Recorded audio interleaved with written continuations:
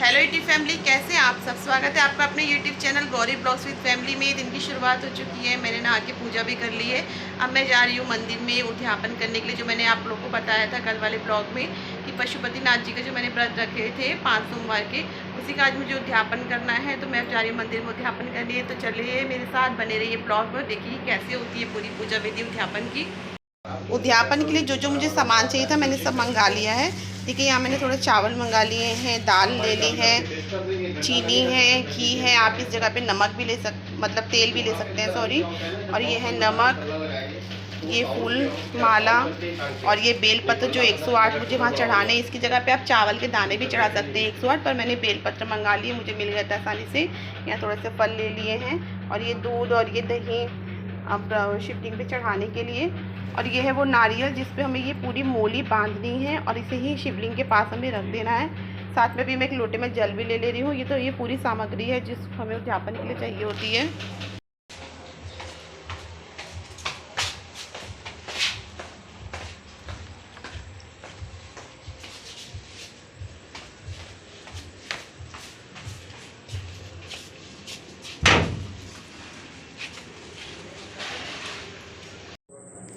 फिर मैं उसी मंदिर में पहुंची जहां मैंने 5 सोमवार जाकर के पूजा की थी पशुपतिनाथ जी के व्रत की। हमें उसी मंदिर में जाकर के उद्यापन करना है जहां हमने 5 सोमवार को जाकर के दिया जलाया है, पूजा की है सुबह शाम। तो ये वही मंदिर है।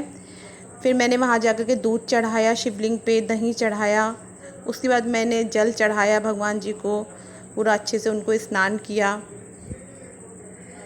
पर दोस्तों मैं आपको बता दूं कि मुझसे यहाँ एक छोटी सी गलती हो गई। छोटी नहीं, इसको बड़ी भी गलती बोल सकते हैं, पर अब मैं क्या करूँ, मुझसे हो गई तो हो गई, उसके लिए मुझे भगवान जी माफ़ करें। एक्चुअली हुआ क्या, ये जब हम पशुपतिनाथ जी का जो 5 सोमवार का व्रत रखते हैं, तो जो हमारा 5वां सोमवार होता है, 5वें सोमवार की शाम को जब हम मंदिर में दिया जलाने के लिए जाते हैं तो हमें उसी समय उद्यापन कर देना होता है। इसका ये नियम है।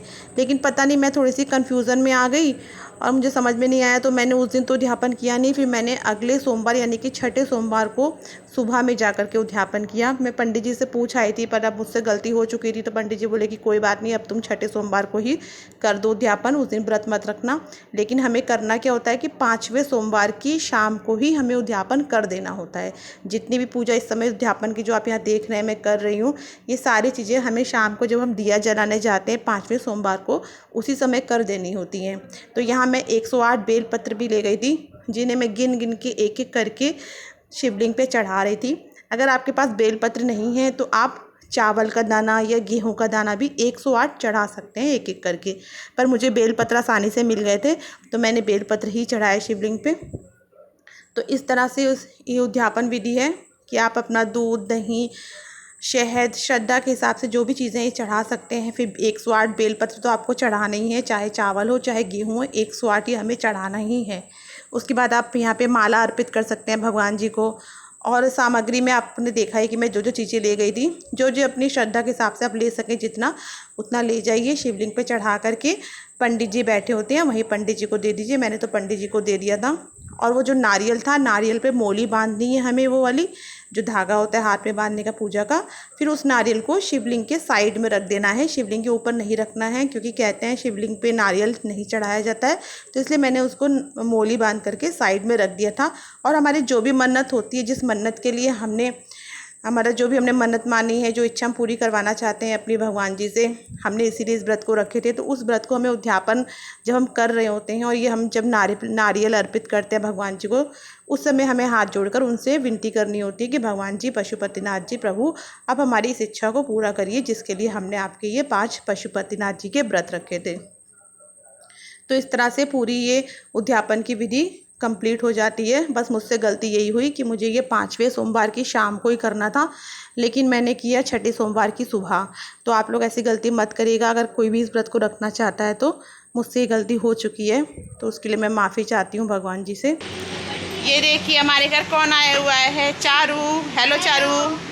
चारू से आप पहले भी मिल रखे हैं। चारू ने अपने घर में कॉफ़ी बना के पिलाई थी हम सबको, याद है चारू?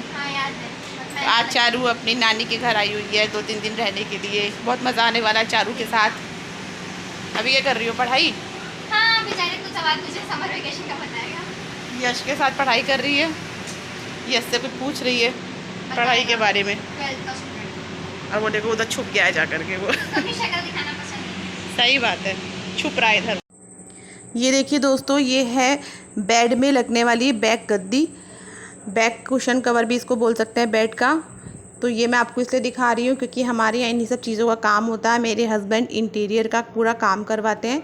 तो ये अभी अभी बनवा करके लाए हैं एक कस्टमर की, तो उसकी ये लगनी थी, घर पर ही ले आए, फिर अगले दिन ये साइट पर जाएगी लगने के लिए। तो ये देखिए कितनी सुंदर बनी हुई है, ब्लैक कलर की है, इसमें वाइट कलर के बीच में स्टोन लगे हुए हैं। ये पूरी बनवाई है मेरे हस्बैंड ने ही।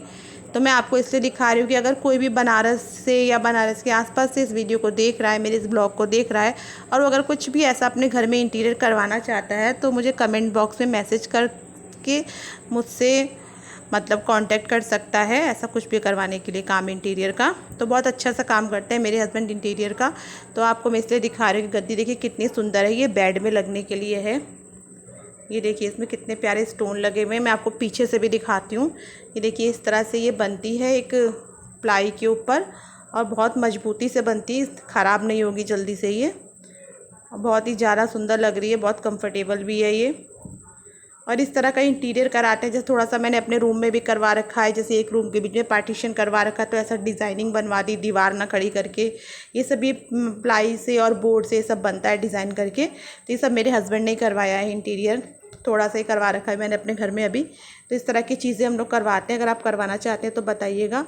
ये है मेरे पतिदेव जो ये सब काम करवाते हैं, अभी थक कर बेचारे काम से आए हैं सब ले करके। तो मैंने कहा चलिए मैं आपका ये सब दिखा देती हूँ। तो अगर कोई भी ऐसा बनवाना चाहता हो आसपास, तो आपके पास भी होंगे ऐसे शहर में कोई लोग बनाने वाले, तो आप बनवा सकते हैं। और ये सब सोफ़े वगैरह जो भी आप देख रहे हैं, ये सब मेरे हस्बैंड ने ही बनवाया है। पूरा इंटीरियर इन्होंने मेरे घर का ही किए हैं सब कुछ। इस तरह के सोफ़े, ये मेरे पुराने सोफ़े थे जिसको इन्होंने ठीक ठाक करके इस तरह से बना दिया है। कोई कह नहीं सकता है कि पुराने सोफ़े। और ये देखिए हनी का, ये तो बस सोफ़े पे ही बैठा रहेगा। अगर हम लोग सोफ़े पे बैठे तो ज़रूर सोफ़े पे बैठेगा, मतलब महाराज है इस घर का ये। तो ये सब है डिज़ाइनिंग, देखिए कितनी सुंदर लग रही है।